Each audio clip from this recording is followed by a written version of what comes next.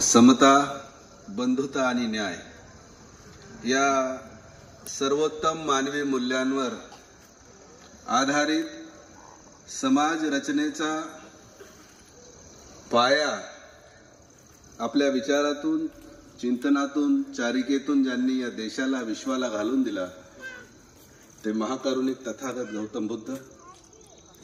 समतेचं, स्वातंत्र्याचं, बंधुतेचं, न्यायाचं राज्य या भारत भूमीवर विचारावर उभं करणारे, जगाच्या पाठीवरील सर्वात मोठं साम्राज्य समतेचं उभं करणारे सम्राट अशोकाच्या नंतर 2000 वर्षांनी समतेचं, न्यायाचं, बंधुतेचं राज्य महाराष्ट्राच्या भूमीत निर्माण करणारे छत्रपती शिवराय. आधुनिक भारतामध्ये सामाजिक परिवर्तनाच्या चळवळीचे आधारस्तंभ म्हणून ज्यांना ओळखलं जातं, क्रांतीसूर्य महात्मा ज्योतिबा फुले, आरक्षणाचे जनक छत्रपती शाहूजी महाराज, भारताच्या संविधानाचे प्रमुख शिल्पकार म्हणून ज्यांना देश जग ओळखतं ते प्रज्ञासूर्य डॉक्टर बाबासाहेब आंबेडकर. या शृंखलेतील सर्व संत गुरु महापुरुषांना विनम्र अभिवादन करून आजच्या या व्याख्यानाचे अध्यक्ष, वकिली पेशातील आमच्यासारख्या मुलांचं म्हणावं लागेल, गुरुवर्य म्हणून ज्यांच्याकडे आम्ही पाहतो, पद्मश्री सन्माननीय ॲडव्होकेट उज्ज्वल निकम साहेब. या कार्यक्रमाचे आयोजक, विश्वशांती फाउंडेशनचे सर्व पदाधिकारी, ज्यामध्ये प्रामुख्याने जी नावं माझ्या संपर्कात आहेत माणसं, आपल्या समोर आताच संदानशिव सरांनी आपले विचार मांडले. या संस्थेचे अध्यक्ष रायपुरे साहेब, केदारे साहेब,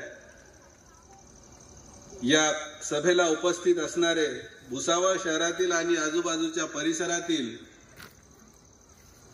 सामाजिक, राजकीय, शैक्षणिक, योगावाले पण काही भगिनी आहेत, म्हणजे आरोग्याच्याही चळवळीत कामामध्ये सहभागी असणारे सर्व पितृतुल्य वडीलधारी मंडळी, माता भगिनींनो आणि तरुण मित्रांनो, मला वाटतं संदानशिव सरांनी कार्यक्रमाची भूमिका अतिशय स्पष्ट शब्दात मांडल्यामुळं माझं थोडंसं काम हलकं झालेलं आहे आणि त्यांनी वाचवलेल्या वेळेचा सदुपयोग माझं काम करण्यामध्ये मी घेणं गरजेचं आहे. कारण तुमच्यापेक्षाही जास्त मला आतुरता लागून राहिलेली की माझं पटकन संपून मला निकम साहेबांनी ऐकायचं. नुसतं टीव्हीवर तुम्ही आपण सगळे त्यांना ऐकतोय. म्हणजे आज 26 जानेवारीच्या निमित्तानं हा व्याख्यानाचा कार्यक्रम आहे आणि भारतीय राज्यघटनेत असणाऱ्या 10व्या शेड्यूलच्या निमित्तानं जे काय राजकीय रणकंदन महाराष्ट्रामध्ये झालं त्याचं अतिशय अनेक लोकांनी त्याचं विश्लेषण करण्याचा प्रयत्न केला, पण काही मोजक्या लोकांमध्ये ज्यांनी अतिशय संयमाने ती बाजू मांडली. या सगळ्या प्रकाराची संविधानिक कायदेशीर बाजू, कायद्याचा विद्यार्थी म्हणून मी अधिकारवाणीने ते सांगतोय, त्यामध्ये निकम साहेबांचं नाव खरोखर आदरानं घेतलं जाईल. या नंतरच्याही काळात ते घेतलं जाईल, कारण कदाचित असा एवढा मोठा तिढा, फार प्रचंड नवीन प्रकरण होतं आणि संविधानिक असल्यामुळे आजच्या दिवशी त्यावर बोलणं म्हणजे काय राजकारणावर बोलणं नाही. अनेक लोकांना प्रॉब्लेम असू शकतो की म्हणजे अडचण असते ना की राजकारणावर नको बोलायला. मी आता आलो त्यावेळेसच आमच्या आयोजकांना विचारलं की तुमच्या राजकीय अभिनिवेश काय काय आहेत किंवा राजकीय काय तुमचं. नाही, आम्ही सामाजिक कार्यकर्ते आहोत. विषय संविधानाचा आहे. तुम्ही सामाजिक आहात त्याच्यात माझं दुमत नाही मला. विषय संविधानाचा आहे. तो बनलेला संविधान, सभेनं बनवलेलं संविधान आणि ते लागू करण्याची जबाबदारी देशात, राज्यामध्ये राज्यकारभार करणाऱ्या राज्यकर्त्यांची आहे. त्यामुळं बरं तेवढंही टाळतो मी, कारण मी कॉलेजमध्ये 15 वर्ष संविधान जेव्हा कायदा, राज्यघटना शिकवली सर, तर मग फक्त आपलं article number, schedule number, part number आणि त्याच्यातलं तरतूद, तर ते तसं क्लासचं मोनोटोनस लेक्चर केलं तर टाळ्या वाजतात. मला माहित झालं, तुमची टेस्ट कळाली मला, तर मी ते होऊ देणार नाही शक्यतो. आणि त्यावर मी थोडंसं मोकळेपणानं बोललो तर ते माझं व्यक्तिगत मत आहे. त्याच्याशी आयोजकांचा किंवा तुमचा संबंध आहे असं गृहीत धरल्यास ती तुमची जबाबदारी. आता विषय पण तुम्ही असा निवडला की मला ते म्हणजे ती होणारच आहे, ती आता चकमक म्हणा किंवा ते एन्काउंटरिंग ती होईलच, त्याला इलाज नाही. भारतीय संविधान आणि आजची परिस्थिती. भारतीय संविधान म्हणजे नेमकं काय हो, काय समजायचं भारतीय संविधान म्हणजे नेमकं? आणि मग ज्याच्या हातात जे लागलं ते भारतीय संविधान. माझ्या हातात प्रिअम्बल लागली तर मला प्रिअम्बल म्हणजे भारताचं संविधान वाटतं सर. मी जर आरक्षणाचा लढा लढत असेल तर मला भारतीय संविधान तेवढ्या पुरतं समजण्यामध्ये स्वारस्य असतं. मी निवडणूक प्रक्रियेत कुठल्या पक्षाच्या माध्यमातून सहभागी असेल तर मला तो एक संदर्भ घेणं गरजेचं वाटतं. एकंदरीत भारतीय संविधान आणि आजची परिस्थिती यावर बोलायचं म्हटलं तर देशातल्या त्या काळातल्या सर्वोच्च विद्वान मंडळींच्या सभेनं बनवलेलं संविधान बनवायला 2 वर्ष 11 महिने 18 दिवस लागले. जय मंगल सारखा एखादा माणूस 2-4 पुस्तकं वाचून ते सगळंच सांगू शकेल अशातलं काही म्हणजे बिलकुल सुतराम शक्यता नाही. मग नेमकं संविधान म्हणजे काय आणि आजच्या परिस्थितीत ते समजून घेताना तुमची काय अपेक्षा आहे आयोजकांची आणि ऐकणाऱ्या मंडळींची काय अपेक्षा आहे आणि मला काय सांगायचं, हे सगळं असं सगळी ही भेळ आहे असं समजा. म्हणजे कदाचित तुम्हाला जे ऐकायचं असेल ते माझ्या मांडण्यातून येईल की नाही हा प्रश्न आहे, किंवा मला जे मांडायचं आहे त्यामध्ये तुमचा इंटरेस्ट असेल की नाही हा एक प्रश्न आहे. मात्र काही जरी झालं, वडीलधारी माणसं आहेत माझ्या मागून, ते सांभाळून घेते. आणि म्हणून त्या विषयाकडे येताना मला काही गोष्टी तुमच्याशी प्रकर्षानं बोलाव्याशा वाटतात त्या एवढ्यासाठी की भारतीय संविधान जेव्हा आम्ही म्हणतो, सगळीकडे आता देशभरात चालूच आहे, संविधानावर चर्चा चालू आहे. कोणी म्हणतं संविधान धोक्यात आहे, कोणाला संविधान बचावचं काम करायचंय, कोणाला संविधान रक्षणाचं काम करायचंय. मी देखील संविधान जागृतीच्या प्रक्रियेमध्ये अनेक वर्षांपासून सहभागी आहे. विद्यार्थी दशेपासून माझ्या काम सगळेच जण करतोय. आज मात्र तुम्ही बघा या सगळ्या प्रक्रियेचा परीघ खूप वाढलेला दिसतोय. पूर्वी असं व्हायचं, आंबेडकरी आंदोलनातले कार्यकर्ते, आंबेडकरी आंदोलनातले विचारवंत, आंबेडकरी चळवळीतले नेते, कार्यकर्ते, पदाधिकारी, विचारवंत एवढेच फक्त संविधानावर उघडपणे बोलायचे, कार्यक्रम आयोजित करायचे. पण आज देशामध्ये परिस्थिती अशा पद्धतीची झालेली आहे महाराष्ट्रात का सगळ्याच बाजूच्या लोकांना, ज्यांनी कधी संविधानावर त्यांच्या राजकीय पक्षांच्या जाहीर सभेत कधी बोलण्याची गरज वाटली नाही, त्यांना असं वाटतं आता लोकशाहीचा खून होत आहे देशामध्ये.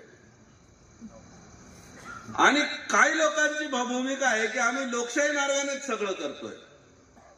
आणि त्या सगळ्या दोन्ही मांडणीमध्ये तुमचं माझं सँडविच होतोय की नक्की चाललंय का देशामध्ये, ज्यांच्यावर आम्ही विश्वास ठेवला इतके वर्ष, ते म्हणतात लोकशाहीचा खून होतोय आणि दुसरे म्हणतात की लोकशाही मार्गाने सगळं चाललंय. हा गुंता सोडवणं खऱ्या अर्थानं आजच्या दिवशी अत्यंत रिलेव्हंट याच्यासाठी बनतं का आज संविधान स्वीकार झाला होता 2 महिने आधी आणि आज लागू होण्याचे दिवस आहे. बरं, त्यातही मी माझं काही बोलतानाच आधीच सांगून ठेवतोय की हे वर्ष अतिशय महत्वाचं संविधानिक इतिहासाच्या बाबतीत. ते कसं, या वर्षी भारताचं संविधान लागू होऊन देशाला 74 वर्ष पूर्ण झाले. 75व्या वर्षात आपण प्रवेश करत आहोत आणि 75वं वर्ष जसं आम्ही स्वातंत्र्याचं साजरं केलं, देशासाठी जीवाचं बलिदान देणाऱ्या हुतात्म्यांना स्मरण केलं, ज्या उद्देशाने त्यांनी जीवाची बाजी लावली होती तो उद्देश तसा देश निर्माण करण्याच्या प्रतिज्ञा घेतल्या, अनाभाका शपथा घेतल्या, त्या हुतात्म्यांना, त्या क्रांतिकारकांना, त्या त्याग करणाऱ्या लोकांना खऱ्या अर्थानं न्याय मिळवून देणारं डॉक्युमेंट म्हणजे देशाचं संविधान. आता ज्या लोकांनी स्वातंत्र्याचा 75वं वर्ष अमृत महोत्सव एकदम मोठ्या प्रमाणात जल्लोषात साजरा केला, त्या राष्ट्रवीरांना खऱ्या अर्थानं सन्मानजनक त्यांच्या अपेक्षेप्रमाणे काम जर काही झालं असेल तर ते संविधान निर्मितीचं काम मी एवढ्यासाठी म्हणतोय की भारत देशाचा जर आपण इतिहास पाहिला तर मांडणी अशी आहे की हजारो वर्षापूर्वी या देशात आर्य आले, त्यानंतर अनेक वर्षांनी अनेक शतकांनी या देशात असंख्य परकीय आक्रमकांनी आक्रमण केलं. हूण आले, शक आले, कुशाण आले, बाबर आला, गजनी आला, हुमायून, आणखी कोण नाही ते आले आणि सरते शेवटी पोर्तुगीज, डच आणि इंग्रज येऊन इथे सेटल झाले. 200 वर्ष त्यांनी राहिले. जो काही इतिहास भारत देशाचा आम्ही उघडून बघतोय तर ते कोणी ना कोणी बाहेरचं माणूस येतं आणि या देशावर राज्य करून जातं. मागच्या 75 वर्षात आमच्या हुतात्म्यांनी दिलेल्या बलिदानाला असा न्याय या देशाने दिला का आमच्या देशावर कोणाची वाकडे नजर करून पाहण्याची हिंमत झाली नाही. हे संविधानाचं सगळ्यात मोठी मिळकत आहे असं आम्ही मानतो. आणि जर ते तसं असेल तर ज्यांनी स्वातंत्र्याचा अमृत महोत्सव साजरा केला त्यांना प्रजासत्ताकाचा अमृत महोत्सव साजरा करण्याची नैतिक जबाबदारी किती मोठी आहे ती आम्ही समजून घेणं गरजेचं आहे. इथून पुढचं 1 वर्ष कमीत कमी हा 75 वर्षाचा सोहळा आज गुरु चंद्रमणी बुद्ध विहाराच्या परिसरामध्ये भुसावळमध्ये होत असेल तो गावागावामध्ये, खेड्याखेड्यामध्ये, गल्ली गल्लीत, वस्ती वस्तीत जातीपातीच्या पलीकडे जाऊन साजरा झाला पाहिजे ही गरज आहे. तो साजरा करताना पुढच्या वर्षात आम्ही काय सांगायचं आहे लोकांनी? 395 आर्टिकल्सचं भारताचं संविधान ते वाचत बसलो की टाळ्या, ते सांगायचंच नाही. आमचा मागच्या 75 वर्षातला जो लॅक्युना झालेला आहे किंवा जी आमची उणीव राहिलेली आहे, माझं व्यक्तिगत आकलन असं आहे सर की आम्ही भारताचं संविधान हे देशातील नागरिकांच्या रोजच्या जगण्या मरण्याशी जोडण्यासाठी असफल ठरलेलो आहोत. आणि असफल ठरलेलो असल्यामुळे मग सर्वसामान्य माणसाला त्याच्या प्रती काही आत्मीयता किंवा जोपर्यंत तब्येत बिघडत नाही तोपर्यंत डॉक्टरकडे जात नाही आपण. मग आमच्याशी काही अडचणीत आमच्याला अडचणच येत नाही ना काही. जशा अडचणी यायला आता सुरुवात होते ना तसं तसं भारतीय संविधानावर चर्चा व्हायला सुरुवात होते. आणि अशा परिस्थितीमध्ये मग संविधानावर समजून घेणं आणि त्याला आजच्या परिस्थितीमध्ये जक्सपोज करणं म्हणजे काय म्हणूया त्याची आजच्या परिस्थितीमध्ये त्याची तुलना करून अभ्यास करणं त्याचा ही काळाची गरज आहे. मी आयोजकांना त्यासाठी अभिनंदन करतो तुमचे की अतिशय योग्य काळामध्ये तुम्ही अतिशय योग्य विषयाला हात घातलेला आहे. आता मी तुम्हाला जसं म्हटलं की मी एक लेक्चर याला होऊ देणार नाही, पण काही गोष्टी थोड्याशा आणखी आता आपण सगळ्यांनी हात पुढे करून भारताच्या संविधानाची प्रस्तावना वाचली. काय त्या प्रस्तावनेवर 395 आर्टिकलचं एवढं मोठं संविधानाचं पुस्तक वाचणं जो कायद्याचा विद्यार्थी नाही त्याला शक्य होत नाही, त्याच्या ते संपर्कात येत नाही. ते पुस्तक जो सायन्स BSc शिकला त्याला ते कधी वाचायला मिळणार नाही, पण कायद्याचा विद्यार्थी म्हणून मी वाचतोय ना. मग मी जेव्हा वाचतो तेव्हा ते एवढं मोठं पुस्तक 100 मार्कांसाठी वाचतो आणि परीक्षा झाली तो विषय संपला की मग मी वकिलीमध्ये इतका गुरफटून जातो तुम्हाला पुन्हा त्याचा वेळ मिळत नाही. काय त्या प्रिएम्बल मध्ये त्या प्रिएम्बलचा उपयोग एवढाच मी तुम्हाला सांगतो. भारतात राहणाऱ्या प्रत्येक नागरिकाला भारताची प्रिएम्बल पाठ असली पाहिजे या मताचा मी बिलकुल नाही, मुळीच नाही. ती पाठ नसली तर चालेल पण जिथे कुठे वाचायला मिळेल त्यातल्या शब्दाचा अर्थ त्याला समजला पाहिजे. आम्ही पुढच्या 1 वर्षात देशातील नागरिकांना संविधानातली प्रिएम्बल जे 85 शब्द आहे तो फक्त 85 शब्द 85 वर्ड्स, त्या 85 वर्ड्स मध्ये जवळपास एक 17-18 शब्द आहेत की जे ऑपरेटिव्ह वर्ड्स आहेत. ते जरी समजून सांगितले ना तरी पुढे संविधानामध्ये काय आहे ते माझ्या हिताचं आहे की नाही त्याचा अंदाज माणसाला येईल. काय त्या प्रिएम्बल मध्ये ते समजून घेऊया आपण.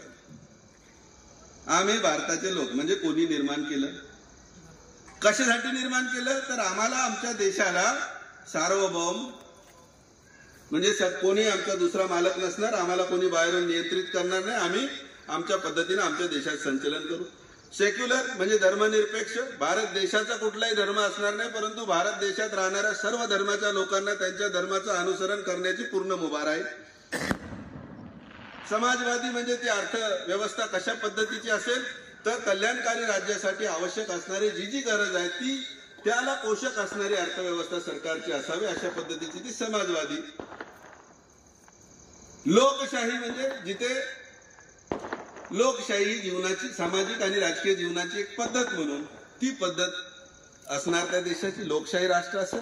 आणि प्रजासत्ताक असेल, प्रजेचा सार्वभौम म्हणजे प्रजा तिथे सर्व शक्तिमान असेल. असं आमचं राज्य राष्ट्र आम्हाला निर्माण करायचं. असं राष्ट्र निर्माण करून दोन गोष्टी झाल्या. पहिली तर कोणी बनवलं, आमचा देश कसा घडवायचा. तिसरी गोष्ट आहे त्याच्यामध्ये की असा देश करून आम्हाला आमच्या देशातल्या नागरिकांना काय द्यायचंय. बरोबर, आमच्या देशातील लोकांना आम्हाला सामाजिक, आर्थिक आणि राजकीय न्याय द्यायचा.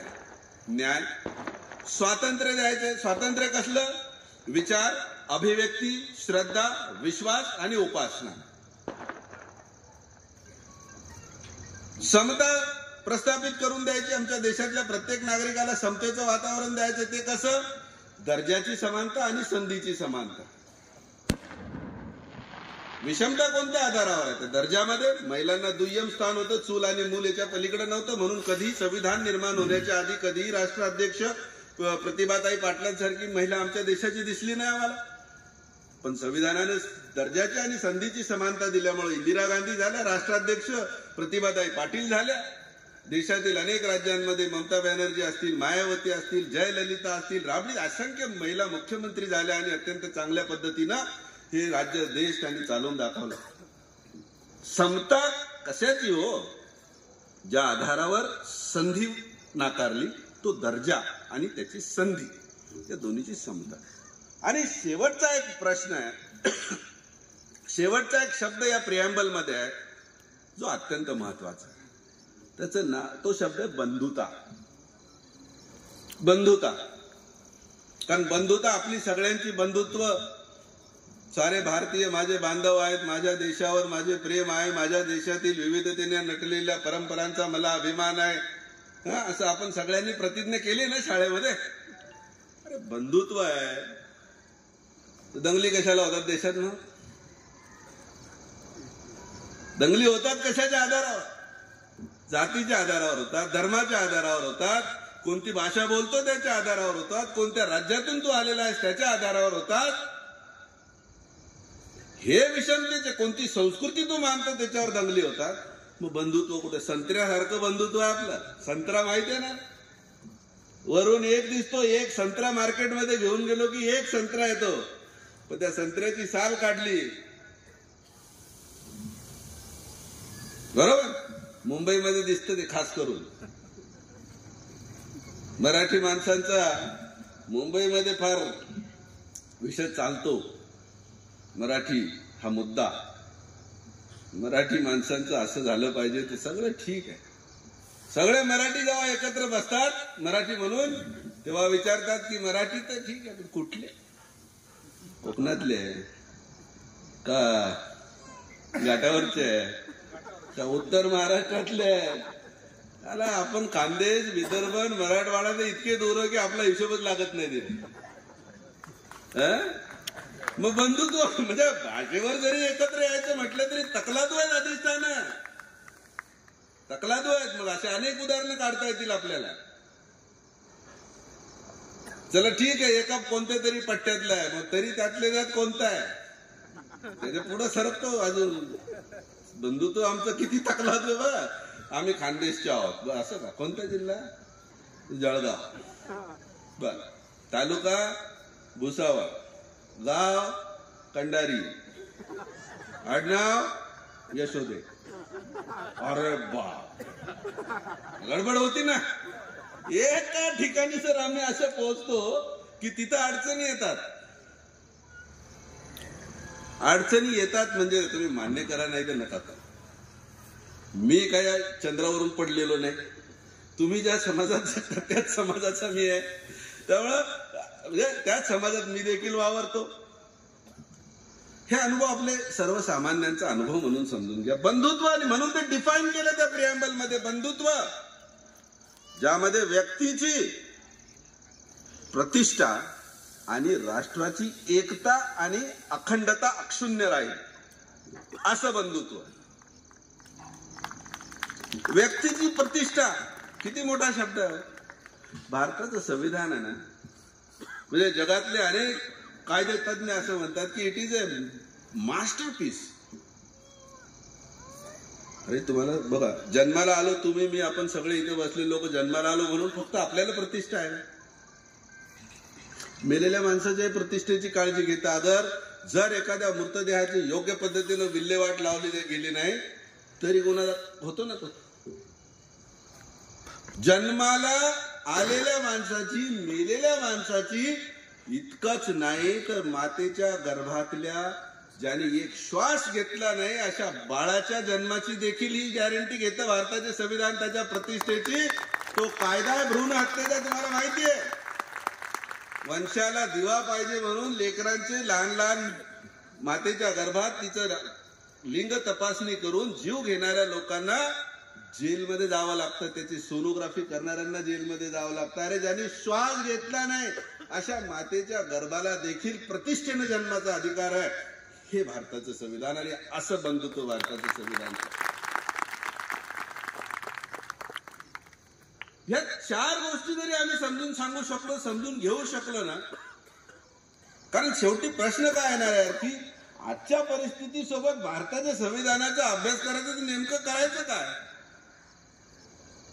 आणि मग शेवटच्या पार्टमध्ये ते आहे की 26 नोव्हेंबरला आम्ही अडॉप्ट करतो आणि स्वतः प्रत अर्पण करतो. झालं. हेच आहे भारताच्या संविधानामध्ये. याच्याशीच हे झालं फिलॉसॉफी किंवा हे उद्दिष्ट आपण म्हणूया जे साध्य करायचे ते पुढील 395 आर्टिकल्स मधून. आता ते साध्य करताना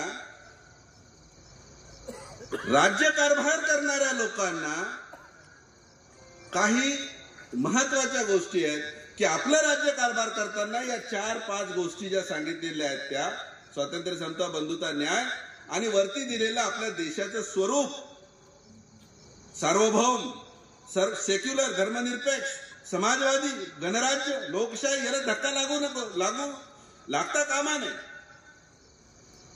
आणि मग वेगवेगळ्या गोष्टी ज्याच्यामध्ये फंडामेंटल राईट्स आहेत. आपल्याला माहिती आहे मूलभूत अधिकार, आपल्याला सगळ्यांना चांगलं माहिती आहे मूलभूत अधिकार.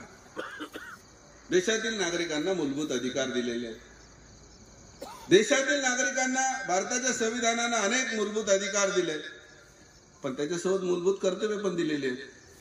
त्याचे पालन करावं लागेल, पाहावे लागतील, समजून घ्यावे लागतील. या गोष्टींचं जर नियोजन करून आम्ही कार्यक्रम आखला, कारण नेमकं झालंय असं की त्या संविधानाबद्दल लोकांना, एक तर अनेक लोकांना असं वाटतंय की हे या लोकांचं काम, आपला त्याच्याशी काही संबंध. आता मला बोलवतात लोक, एक तर लॉ कॉलेजचा प्रिन्सिपॉल म्हणून बोलवतात, तिथे एक अडचण आहे. आणि आडनाव धनराज आहे, त्याच्यामुळे अंदाज येत नाही. त्याच्यामुळे त्यातला आहे तेही समजत नाही लवकर. मी जोपर्यंत सांगत नाही तोपर्यंत. सर ही लिबर्टी घेऊ शकतो me with kind permission of the chair. ते त्यांचं काम आहे असं वाटतं. बरं असेल, ठीक आहे, संविधान असेल, पण आता काय आहे संविधानाचं काय करायचं आपल्याला तर काही कळत नाही. आपण तर कायद्याचे विद्यार्थी नाही. या साध्या साध्या गोष्टी आम्ही शिकलो. राष्ट्रपतीची निवडणूक कशी होते, त्याच्या मताचं मूल्य, मतदान कोण करतं राष्ट्रपतीच्या निवडणुकीमध्ये, त्यांच्या मताचं मूल्य, काही गरज नाही त्याच्याशी. लोकांना माझ्या गल्लीतला नळ चालू आहे, घरातला नळ येतो की नाही त्याच्याशी जास्त पडलेली. लोकांच्या प्रश्नांचा रोख जो आहे ना, तर त्याच्या रोजच्या जगण्या मरण्याच्या प्रश्नांची. देशात राष्ट्रात काय म्हणतात ना त्याला, अध्यक्षीय लोकशाही आहे की संसदीय लोकशाही आहे, काय घेणे देणे नाही लोकांना. अरे तुमच्या देशाचं प्रियांबल सांगताना लोकशाही पाहिजे. आजची परिस्थिती तुम्हीच विषय काढला, भारताच्या संविधानाबद्दल काय समजून घ्यायचं. तुम्हाला मी एक हिंट देतो, मी जे बोललो ते सगळं नाहीये, ती हिंट देतो की 4-5 शब्द जे आहेत किंवा ते प्रियांबल आहे ना, ते थोडंसं अॅनालाइज, त्याला विस्कटून समजून घ्या थोडंसं आणखी डिटेलमध्ये, आणि मग आजच्या परिस्थितीशी जोडून बघू. मग देशाचे संविधान सांगतं की भारत एक लोकशाही राष्ट्र आहे. आम्हाला आजकाल टीव्हीवर वगैरे ऐकायला मिळतं की टीव्हीवर ऐकायला मिळते म्हणजे ते भांडणाऱ्या ग्रुपकडून, भांडणं करणाऱ्या ग्रुपकडून ना, नाही तर टीव्हीवर ऐकायला मिळते लोकशाही धोक्यात आहे म्हणजे ते सरळ सोट नका तर पकडू ते उदाहरण. टीव्हीवर मी दिसतो कधी कधी, सरांना आम्ही नेहमी पाहतो, आम्ही लोकशाही धोक्यात आहे किंवा लोकशाहीवर आम्ही वादविवाद नाही करत, त्यातली कायदेशीर पोझिशन जी आहे ती सांगण्याचा प्रयत्न करतो. काय पोझिशन? लोकशाही आहे म्हणजे भारतात लोकशाही आहे असं म्हणतो ना आपण. काय धोक्यात आहे लोकशाही? अनेक लोकांना वाटतं लोकशाही धोक्यात आहे का, त्याच्या पुढं काय सांगणार, काय विचारलं तर काय सांगा, कशी धोक्यात आहे लोकशाही? मला मी सांगतो आता, म्हणून मी म्हटलं ना की आजचं भाषण माझं थोडंसं राजकीय अंगानं वाटलं तुम्हाला तर वाटू द्या, काही फरक पडत नाही. पण राजकीय लोकशाही काही नुसतं लोकशाहीची व्याख्या नाही. बाबासाहेबांनी अब्राहम लिंकनची जी व्याख्या आहे ना, देशातील काय ते लोकांनी लोकांसाठी लोकांद्वारा चालवलेलं राज्य म्हणजे लोकशाही, ही राजकीय व्याख्या आहे. ती स्वीकारून बाबासाहेब पुढे डिफाईन करतात लोकशाहीला एक सामाजिक जीवनाची, सामाजिक सहजीवनाची पद्धत म्हणतात बाबासाहेब लोकशाहीला, जिथे वेगवेगळ्या समूह एकत्रपणे नांदू शकतील सुखा समाधानाने प्रेमाने. आणि बाबासाहेब सांगतात की जर लोकशाही ही सामाजिक सहजीवनाची पद्धत आहे तर तिच्या 3 अटी आहेत प्रामुख्याने, की तिथे समता असायला हवी, तिथे बंधुता असायला हवी आणि तिथे स्वातंत्र्य असायला हवं. अमेरिकन लोकशाहीला मानणाऱ्या लोकांची अपेक्षा ह्या तिघांबद्दल नाही, तिथे फक्त स्वातंत्र्य असलं, व्यक्ती स्वातंत्र्य तरी ते खुश आहे, त्यांना बंधुत्व किंवा या इतर बाबींशी फार जास्त घेणं देणं नाही. परंतु भारतासारख्या विविधतेने नटलेल्या देशामध्ये स्वातंत्र्य, समता आणि बंधुता या तिन्ही गोष्टी असल्या तर लोकशाही यशस्वी होऊ शकते, असं बाबासाहेबांचं ठाम मत होतं. आणि म्हणून बाबासाहेब आंबेडकरांनी जेव्हा संविधान सभेमध्ये लोकशाही पद्धत असावी की नसावी ही चर्चा झाली, डिबेट झाली, सगळ्या संविधान सभेनं मान्य केले की देशाला आपल्या लोकशाही पद्धत असावी, सगळ्यांनी मान्य केलं.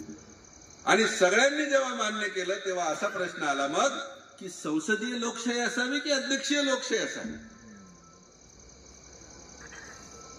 देशात लोकशाही धोक्यात आहे की नाही हे ठरवताना काही गोष्टींचं तुम्हाला एक माप लावावं लागेल, मापदंड.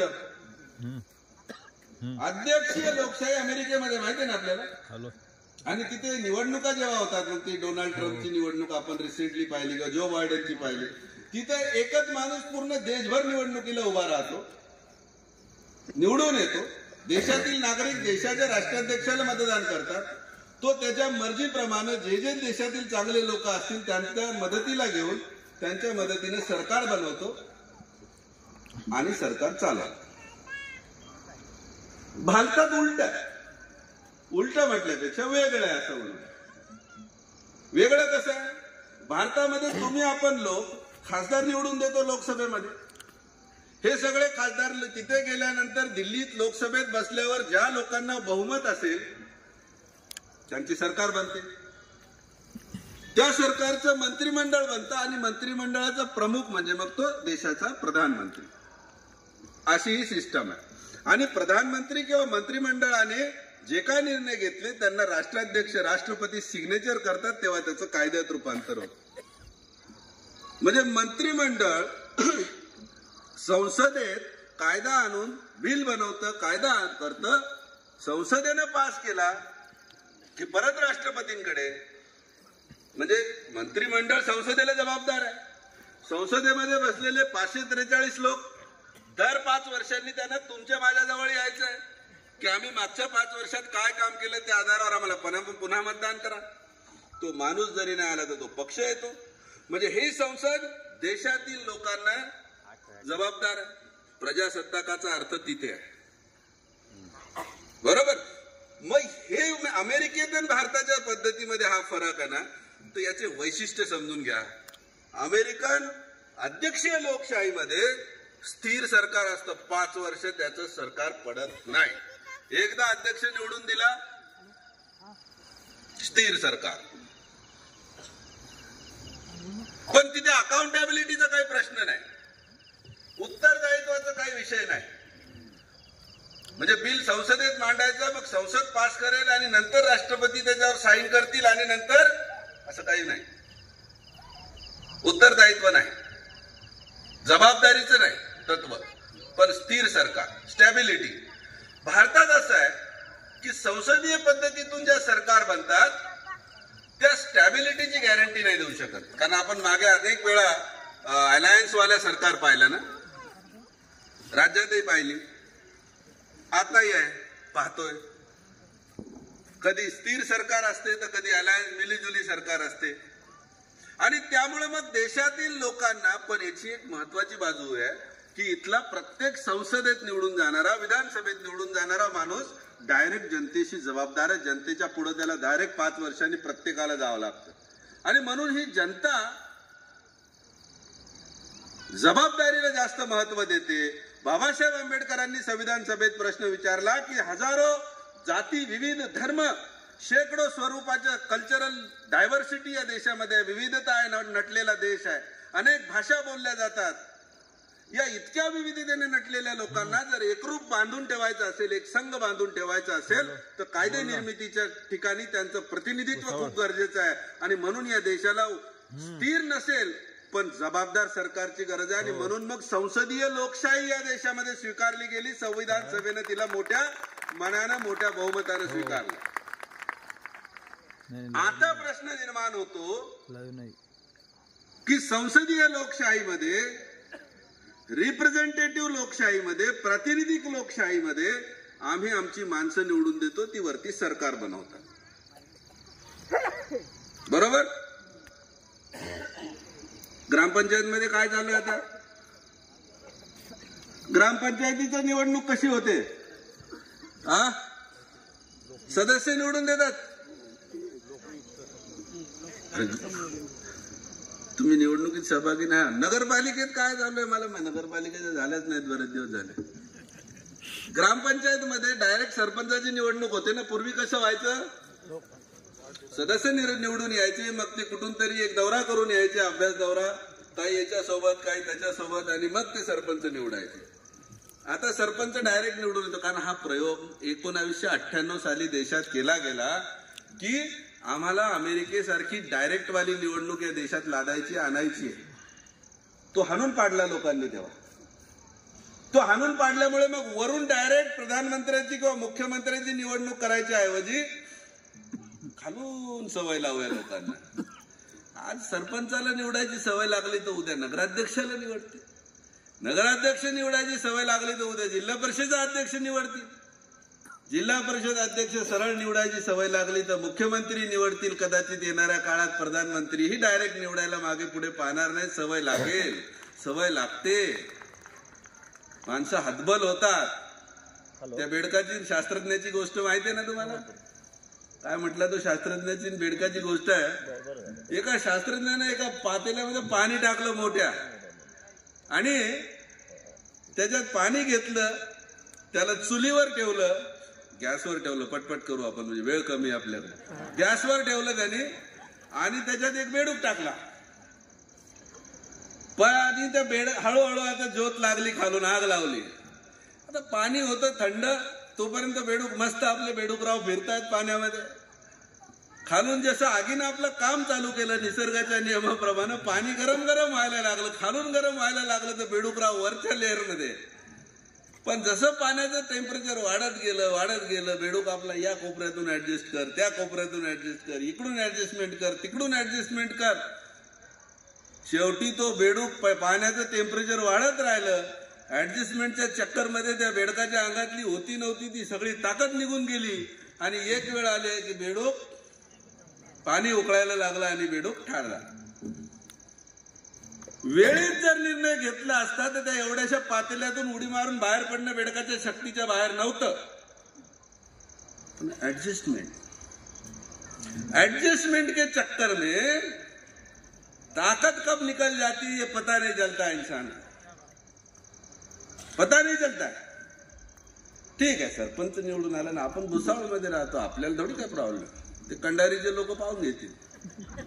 मला एकच गाव माहिती आहे म्हणून नाव घेतो, नाही तर पुन्हा म्हणायचे त्या गावात काय गणित आहे. काही गणित काही नाही, मला एकच नाव माहिती आहे ते, आणि चांगलं वाटलं मला ते नाव.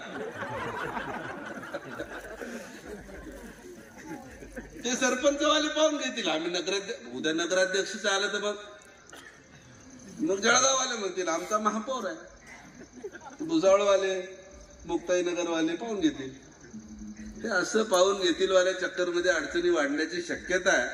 भीती अनेक, धोका अनेक आहे. महात्मा ज्योतिबा फुलेंना ओळखतो ना आपण.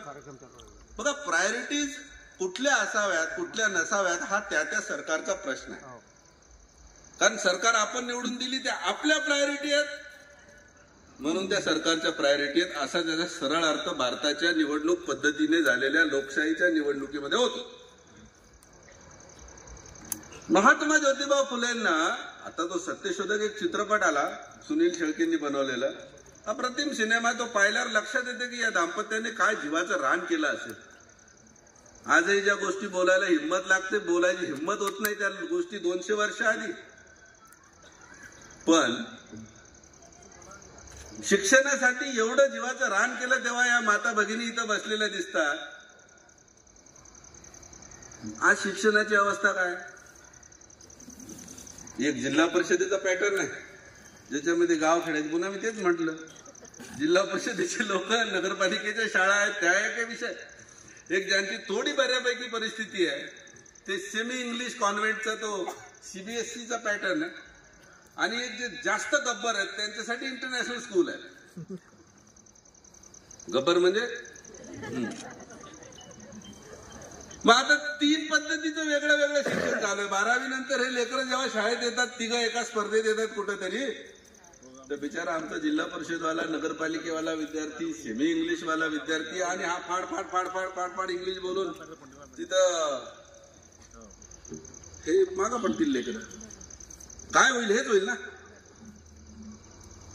दुसरीकडं मी मागे एकदा दूरदर्शनवर एका चर्चेत गेलो तर मी फार नम्रतेने हात जोडून विनंती केली देशाच्या प्रधानमंत्री महोदयांना की सर, तेव्हा तो नेमका जीएसटी नावाचा टॅक्स आला होता. 1 नेशन 1 टॅक्स, 1 टॅक्स 1 नेशन आलं होतं ना.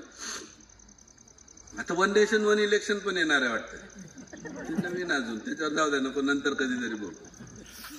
1 टॅक्स 1 नेशन जितकं महत्वाचं आहे तुमचा अजेंडा म्हणून, तुमच्या पॉलिसी म्हणून ते देशाने स्वीकारलेलं आहे. पण देशाची विनंती, यार 1 टॅक्स 1 नेशन सारखं 1 नेशन 1 इलेक्शन कधी या देशात 1 नेशन 1 एज्युकेशनची पॉलिसी लागेल की नाही देशात? ज्योतिबा फुलेंच्या जी अपेक्षित असणारी शिक्षणाची ज्योत होती ते असं वेगवेगळं शिक्षण आर्थिक दृष्ट्या वेगवेगळ्या लोकांना देण्यात नाही जमणार तसं.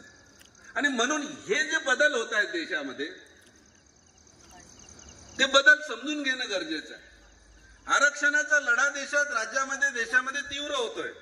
हे काय महाराष्ट्रातच नाही, हरियाणामध्ये, आपण गुजरातमध्ये पाहिलं, पटेल समुदायाची मंडळी ती खूप मोठ्या प्रमाणात आंदोलनात उतरली होती.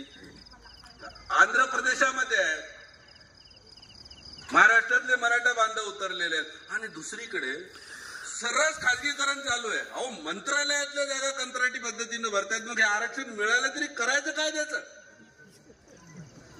यूपीएससीची यंत्रणा, भारताचं संविधान सांगतं की यूपीएससी नुसार सिलेक्शन करा आणि देशाच्या केंद्रीय जी सर्व्हिस आहे, लोकसेवा आहे, त्याच्यामध्ये लोकांना अधिकारी म्हणून निवडा. संसदेच्या सेक्रेटरिएटमध्ये लॅटरल एंट्रीच्या नावाखाली डायरेक्ट लोक सेक्रेटरीच्या पदावर भरतात. म्हणजे आयएएस पास झाल्यानंतर 15 वर्ष सर्व्हिस केल्यावर जॉईंट सेक्रेटरी पर्यंत माणूस जातो, ती डायरेक्ट एंट्री होते. त्याचं काय करणार? तीच सगळं आलं त्याच्यात. ह्या सगळ्या गोष्टी समजून घ्या. स्वायत्त संस्थांची तीच अवस्था. इलेक्शन कमिशनवर काय चाललेलं आहे ते एक ठरवून केलेलं आहे की ह्या संस्था अशा पाहिजेत की सरकारने जरी नियुक्त केलेल्या असल्या तरी देशाच्या निवडणुका संचालन करणारी यंत्रणा ही एकदम वेगळी असली पाहिजे. अमेंडमेंट करून त्याचं सुप्रीम कोर्टाच्या न्यायाधीशांना काढून टाकलं नाही तुम्हाला. म्हणजे असं जर देशामध्ये होत असेल तर विचार करणं गरजेचं आहे. आणि देशातले नागरिक हा विचार करताना मग ते कोणत्या पक्षामुळे होतं ते महत्वाचं नाहीये, किंवा माझं लेकरू कुठं आयएस होणार आहे, जाऊ दे, जे करायचं ते करू दे, माझं इकडं क्लर्क झालं, चपराशी झालं तरी बरं आहे. माझ्या लेकराला मला आयएस करायचंच नाही तर मग मी कशाला टेन्शन घेऊ. ते तसंच होतं, ते सरपंच डायरेक्ट निवडला जाणार आहे ना, नगरसेवक नगराध्यक्ष थोडी होणार. या बाबी आम्ही जर एकत्रित समजून घेतल्या नाही तर ही सगळी व्यवस्था ज्या ताकदीनं संविधानकारांनी घटनाकारांनी निर्माण केलेली, कारण देशाच्या इतिहासामध्ये फार ऐतिहासिक घटना आहे बांधवांनो. हजारो वर्षाच्या इतिहासात हा देश संचलन करण्यासाठी कधीही संविधान नामक व्यवस्था नव्हती. 1950 मध्ये ती पहिल्यांदा 26 जानेवारीला लागू झाली. आणि इतक्या हजारो वर्षाचा इतिहास असणाऱ्या देशासाठी ही ऐतिहासिक बाब, ज्यातून हे एक डॉक्युमेंट ज्याचं भारताची राज्यघटना म्हणून संबोधलं जातं, ते निर्माण झालंय. ते निर्माण झालेलं डॉक्युमेंट त्या आधारावर हा देश चालावा याची व्यवस्था करणं ही देशातील नागरिकांची जबाबदारी आहे. त्यावर लक्ष ठेवणं गरजेचं आहे. अनेक लोक देशाची राज्यघटना बदलायचा विचार करतायत, बदलायची भूमिका मांडतायत, परंतु मागे देवेंद्र फडणवीस साहेबांनी म्हटले की नाही, देशातली घटना काही आम्ही बदलणार नाही, आमचा तसा मनसुबा नाही. मला बरं वाटलं ऐकून. ते कुठल्या राज्याचा माणूस आहे, बोलतोय, कधी ना कधी जर खोटं बोलले तर पुन्हा आपल्याकडे यावं लागेल. त्यामुळे त्यांच्यावर विश्वास ठेवायला हरकत नाही. पण त्यांच्याच पक्षाचे केंद्रीय मंत्री अनंतकुमार हेगडे कर्नाटकमध्ये खुलेआम स्टेटमेंट दिलं की आम्हाला या देशातली राज्यघटना बदलून टाकायची आणि तेवढ्यासाठी आम्ही सत्तेत आलेलो आहोत. मग प्रश्न आहे, सुप्रीम कोर्टामध्ये भारताचे सर्वोच्च न्यायाधीश म्हणून रिटायर झालेल्या रंजन गोगोईंना राज्यसभेवर घेतलं. पहिल्याच भाषणामध्ये त्यांनी बेसिक स्ट्रक्चरची जी थिअरी आहे, जी सुप्रीम कोर्टाच्या मोठ्या संख्येने असणाऱ्या बेंचेसनी जजमेंट्सद्वारे ती एस्टॅब्लिश केली, तिच्यावर रिथिंकिंग करण्याची गरज आहे म्हणतात. माग 8 ऑगस्ट 2023चं भाषण त्यांचं संसदेत. मी जे बोलतोय ते काहीच पदरचं बोलत नाही, फार जबाबदारीनं, फार जबाबदार लोकांच्या पुढे बोलतोय. विवेक देब्रॉय नावाच्या एका माणसानं 15 ऑगस्ट 2023 रोजी आर्टिकल लिहिलं आणि त्या आर्टिकल मध्ये देशात नव्या राज्यघटनेची गरज आहे हे ठासून मांडलं. स्वातंत्र्य दिनाच्या दिवशी, 75व्या स्वातंत्र्य दिनाच्या दिवशी. नंतर असं कळालं, खरं किती खोटं किती मला माहित नाही, प्रधानमंत्री कार्यालयाचे ते सल्लागार की काय ते त्यांच्याशी कनेक्टेड आहेत असं कळलं. मग हे जर असं होत असेल, आम्ही आमच्या राज्यातल्या माणसावर, फडणवीस साहेबांवर विश्वास ठेवायला तयार होत, पण बाकीचे बोलतायत, मग शंका येणार नाही का? आणि याचा सारासार विचार करायचा. आणि मग हे होतंय की नाही, देश हा संविधानानुसार चालतोय की नाही, हे आजच्या परिस्थितीत तपासायचं असेल तर पुन्हा एकदा संविधान सभेकडे, बाबासाहेबांनी दिलेल्या इशाऱ्यांकडे, त्यांच्या सूचनांकडे लक्ष देऊया. मूलभूत अधिकारांच्या बद्दल जेवढं वाचलं तुम्ही, आपण सगळ्यांनी वाचलं ते वाचलं. मूलभूत अधिकारांच्या सोबत भारताच्या राज्यघटनेमध्ये राज्य धोरणाची नीती निर्देशक तत्वे आहेत. ती कशासाठी आहेत तर एखाद्या सरकारने राज्यघटनेच्या तत्वाप्रमाणे, सूत्राप्रमाणे आपला कारभार केला की नाही ते तपासण्याचं मापक म्हणजे ती नीती निर्देशक धोरणाची तत्व आहेत, असं बाबासाहेब आंबेडकरांनी मांडलं. आता ती कुठे आहेत? संविधानाच्या पार्ट 4 मध्ये, 4थ्या भागामध्ये, ज्याच्यामध्ये कल्याणकारी राज्य आहे, लोकांना equal remuneration for equal work, सारख्या कामासाठी सारखा पगार, सगळ्यांच्या हाताला काम दिलं पाहिजे, मेडिकल फॅसिलिटीज दिल्या पाहिजे, असे अनेक काम आहेत ज्याच्यावर कायदे बनवावेत, पॉलिसीज बनवाव्यात. ते तपासण्याची गरज तुम्हाला आणि मला आहे, पण त्याच्यावर चर्चा नाही आमची. मला वाटतं आजच्या परिस्थितीमध्ये भारतीय संविधानाचा अभ्यास करताना नीती निर्देशक तत्वांच्या प्रमाणे देशातली सरकार काम करतात की नाही हे पाहणं गरजेचं आहे. कारण निवडणुका आल्यावर आम्हाला मतं जातीच्या आधारावर मागली जातात, धर्माच्या आधारावर मागली जातात, बरोबर, स्थिर सरकार देऊ असं म्हणून मागली जातात. देशाच्या संविधानात कुठं स्थिर सरकार हा कॉलम नाहीये. पार्लमेंटरी डेमोक्रेसीचं वैशिष्ट्य आहे की स्थिर नाही, जबाबदार सरकारीचं गरज आहे. आम्ही मागितलं कोणाला जबाबदार सरकार? नाही मागितलं. मग कोण देणार आहे कशाला? मांडीवर बसून रडल्याशिवाय आई सुद्धा लेकराला दूध पाजत नाही. हा निसर्गाचा नियम आहे. आम्ही जबाबदार सरकार पाहिजे असं म्हटलं कधी? हम मजबूत सरकार देंगे, हम स्थिर सरकार देंगे. आम्ही हुरळून जातो. डोळस होण्याची गरज आहे. डोळस होऊया. प्रजासत्ताक दिनाच्या निमित्तानं शहीदांना आठवण करणं ठीक आहे, परंतु संविधानावर आम्ही गाणेही बनवू शकलो नाही. तेच गाणे लावायला लागतात आम्हाला. आमचा बॅकलॉग कसा आहे? 26 जानेवारीच्या निमित्तानं वाजवायचे गाणे. ते युद्ध झालं होतं का काय झालं? लढाई झाली की कोणी कोणाचा जीव घेत? काही नाही झालं ना. हा देश कसा चालवायचा याचं धोरण ठरवलं तो दिवस आहे. त्याच्यावर गाणे देखील नाही बनवू शकलो 75 वर्षात. आपल्याला खूप काम करायचंय भानवानं. तर हा देश सुजलाम होईल, सुफलाम होईल. आणि नाही तर मग लोक म्हणतात काही जरी देशात झालं, गरिबी वाढली, संविधान जबाबदार. बेरोजगारी वाढली, संविधान जबाबदार. सरकार पडतात, संविधान जबाबदार. असं नसतंय. युजलेस आहे म्हणतात कॉन्स्टिट्यूशन. युजलेस. मी सांगतो तो शब्द ऐका मन लावून. कॉन्स्टिट्यूशन या देशाचं युजलेस नाहीये, ते युज्डलेस आहे. युज्डलेस. त्याच्यावर काम झालेलं नाही, त्याच्यानुसार काम झालेलं नाही. आपण सगळेजण येणाऱ्या काळामध्ये संविधान आणि संविधानशील मन असणारा समाज निर्माण करूया. तुम्ही संवेदनशीलतेचं काहीतरी बोलत होतात. संवेदनशीलतेसोबत आता संविधानशील माणसं निर्माण करूया. हा नवीन शब्द तुम्हाला आजच्या कार्यक्रमाच्या निमित्तानं देतो.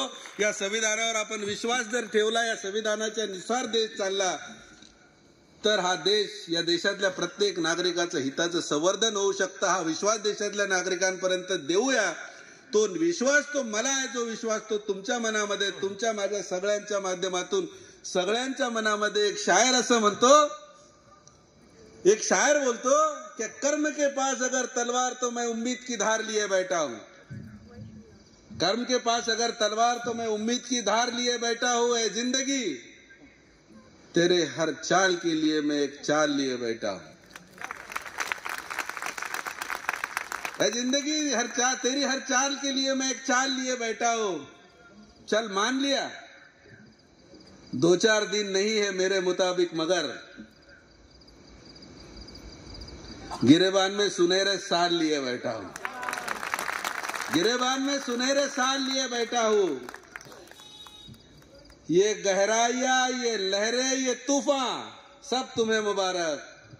मुझे क्या फिक्र, मैं ये कश्ती बेमिसाल लिए बैठा हूं. आप इस कश्ती में सवार हो जाओ. देश के राज करने वालों को सवार होने के लिए मजबूर करो. ये आज के दिन में आप अपने दिल में एक मजबूती के साथ ये ख्याल अपने दिलो दिमाग में रखिए.